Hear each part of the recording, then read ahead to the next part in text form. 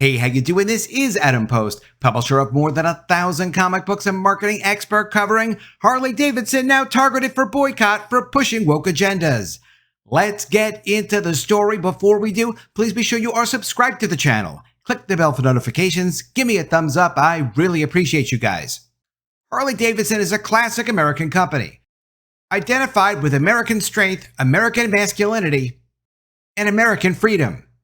But the company has been corrupted over the last few years, and Robbie Starbuck has caught them. From Robbie Starbuck on Twitter, yes, you're supposed to call it X, I like to call it Twitter sometimes. It's time to expose Harley-Davidson's woke CEO, Joshen Seitz. Here's some of what they found. The CEO admits on video that he became the Taliban for sustainability. He co-founded the B team with Richard Branson to advance wokeness in corporations, and in every aspect of corporations. He signed a statement backing the end to fossil fuels, so no more gasoline. He calls for the total transformation of our food and financial systems to adopt wokeness. Also called for a great reset in 2020 to address climate change, misinformation, and DEI. So he'd reset the world economy. He signed Harley-Davidson onto the UN Global Compact. He advocates for businesses to shift norms using their power to advance DEI. He helped establish the Business Refugee Action Network to promote migrants coming into Europe. The B team supported Target allowing men in women's bathrooms. Now, Joshen, CEO of Harley-Davidson, is a little different from other CEOs at companies that he's exposed before, because he's not just a CEO that got suckered into doing this nonsense. He's an actual architect of advancing these woke policies. And not just at his company, but in all companies through his partnership with self-made billionaire Richard Branson, they call the B team. Bikers at Sturgis Rally are going to be spreading the word about this. Harley is hoping this all blows over. But we'll see what the pushback is from the rally. As Elon Musk said, it doesn't sound super compatible with their customers. From the New York Post, Harley-Davidson sparks boycott call for going totally woke with DEI policies. And from the Daily Mail, Harley-Davidson is latest all-American brand to face boycott over DEI pride events for kids. And from Fortune, after facing off with John Deere and Tractor Supply, a conservative influencer is targeting Harley-Davidson. And UFC fighter Sean Strickland has threatened to sell his bike after Harley-Davidson's exposed for going woke. From the New York Post, Harley-Davidson sparks boycott call for going totally woke with DEI policies.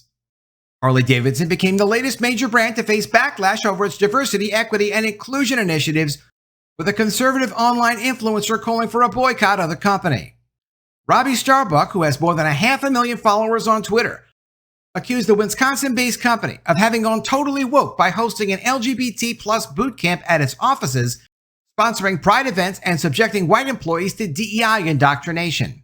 Last week, Starbuck, a former GOP candidate for Congress, organized an online campaign that forced John Deere and Tractor Supply to walk back its DEI initiatives, including eliminating pride parades and festivals. And Tractor Supply walked them back completely. John Deere walked some things back, has a lot more work to do. In a 10-minute video posted to Twitter, Starbuck noted that Harley-Davidson is a platinum founding member of the LGBT Chamber of Commerce in Wisconsin, which opposes banning transgender sex changes for children. Starbuck posted an advertisement in which the company touted the fact that it was all in on diversity and inclusion. Seitz has set a goal to make all Harley-Davidson vehicles run on electricity by 2030. According to Starbuck, Harley-Davidson organized an LGBT plus entrepreneurship boot camp at its corporate offices in Wisconsin. It also sponsored an LGBT event that offered a range room that was adjacent to a storytime room for children to interact with drag queens, according to Starbuck. He also said the company celebrated its legal department taking a woke 21-day racial equity and literacy challenge, which promoted controversial work such as the 1619 Project, as well as a book titled Black Panthers and White Lies. The challenge also included work by Ibram X. Kendi, the Boston University academic, whose books promote what he calls anti-racism, which is just racism. Quote, I don't think the values at corporate reflect the values of nearly any Harley-Davidson bikers, according to Starbuck. Quote, do Harley riders want the money they spend at Harley to be used later by corporate to push an ideology that's dramatically opposed to their own values? Last year, conservatives and normal people organized a boycott, which really wasn't that organized. They just said, look, we're not interested in this and we're going to mock you online. And that's all that conservatives and normal people did. And it destroyed the Bud Light brand, still off at least 30% by volume. Still something people are embarrassed to be seen associated with after it partnered with transgender social media influencer Dylan Mulvaney in a campaign to promote the beer. The boycott led to a steep drop in sales of Bud Light, which as a result lost its 2-decade hold as the nation's top-selling beer. And do you remember this tie-up with Anheuser-Busch, the Budweiser deal with Harley-Davidson? Now, Harley-Davidson has co-promoted with Budweiser before. They have a similar customer base. They have crossover in their customer base. That's a normal thing for companies to do, to have brand identities that cross over, especially with a lifestyle brand. So it's something that is part of people's lives. And it's a great way for people to interact with your brand because it can be positively closely associated with other people's brands. So they've done work before, and it's worked out well for both companies. But they jumped into the Dylan Mulvaney situation just to protect Anheuser-Busch's Budweiser brand and Bud Light as much as they could. They didn't need to do that. They did it to help support Anheuser-Busch while they were destroying themselves with the ridiculous Dylan Mulvaney promotion. This was from May 26, 2023.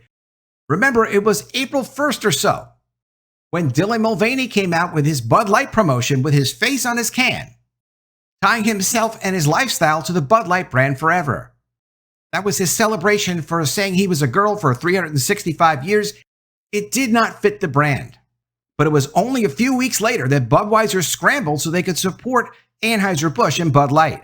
From the Daily Mail, May 26, 2023, Budweiser teams up with Harley-Davidson for very manly new advertisement as owner Anheuser-Busch tries to recover from Bud Light backlash over marketing campaign with transgender influencer Dylan Mulvaney.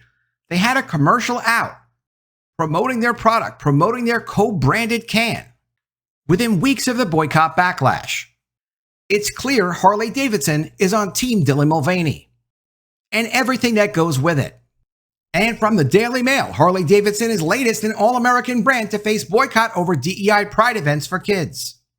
The iconic motorcycle maker Harley-Davidson is the latest all-American brand to get slammed by conservatives and normal people over its inclusion policies, including supporting pride events for children. The outrage echoes similar backlashes against John Deere, a tractor maker, and Bud Light over a tie-up with trans influencer Dylan Mulvaney that cost the beer maker millions in lost sales and billions of dollars in market value, and the destruction of the Bud Light brand.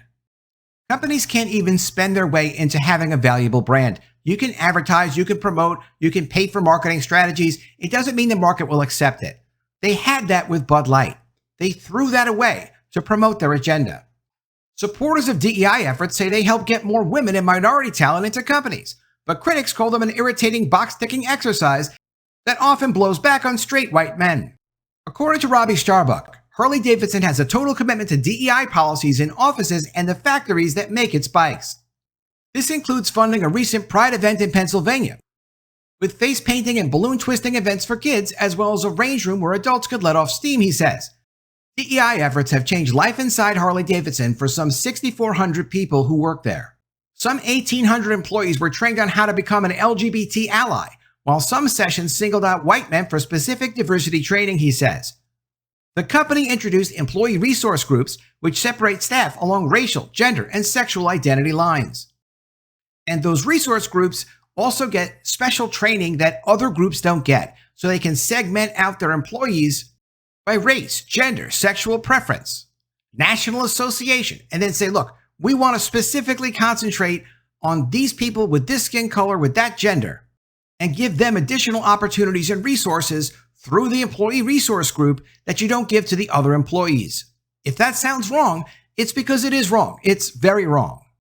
Harley-Davidson is also cutting its number of white employees, suppliers, and dealers, according to Starbuck. Starbuck in part blames Harley-Davidson's $12 million a year CEO, who has vowed to transform Harley-Davidson with a range of electric motorcycles and help tackle climate change.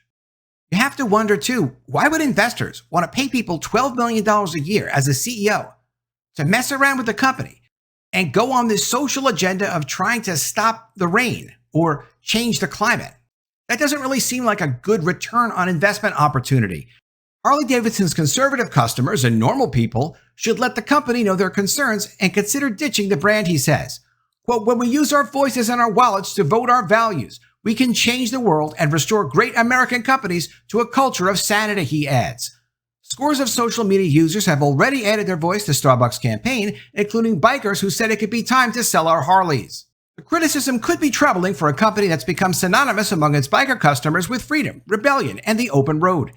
Let me know what you think of all this in the comments below. Always love to see your ideas. Please be sure you are subscribed to the channel. Click the bell for notifications, give me a thumbs up, and I'll see you again soon with another story. And if I don't see you, I will miss you.